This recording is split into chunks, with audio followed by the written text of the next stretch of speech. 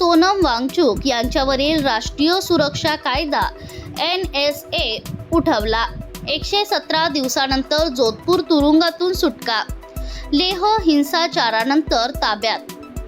शनिवारी केंद्र सरकारने लडाखी सामाजिक कार्यकर्ता आणि अभियंता सोनम वांगचुक यांच्यावरील राष्ट्रीय सुरक्षा कायदा NSA उठवला। सरकारने सांगितले की हा आदेश तात्काळ लागू झाला आहे।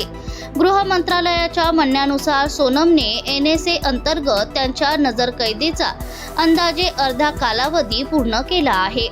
लेह हिंसाचार 24 सप्टेंबर 2025 रोजी सोनमच्या उपोषणादरम्यान झाला होता। 2 दिवसांनी 26 सप्टेंबर रोजी वांगचुक यांना राष्ट्रीय सुरक्षा कायदा NSA अंतर्गत ताब्यात घेण्यात आले। त्यांना ताबडतोब जोधपूरला हलवण्यात आले।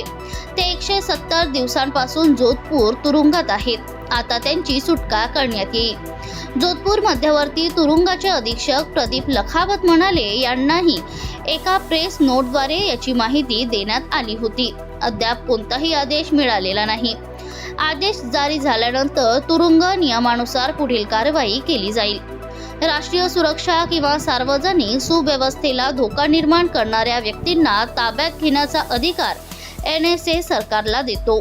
या तरतुदीनुसार एखाद्या व्यक्तीला जास्तीत जास्त 12 महिने ताब्यात ठेवता येते।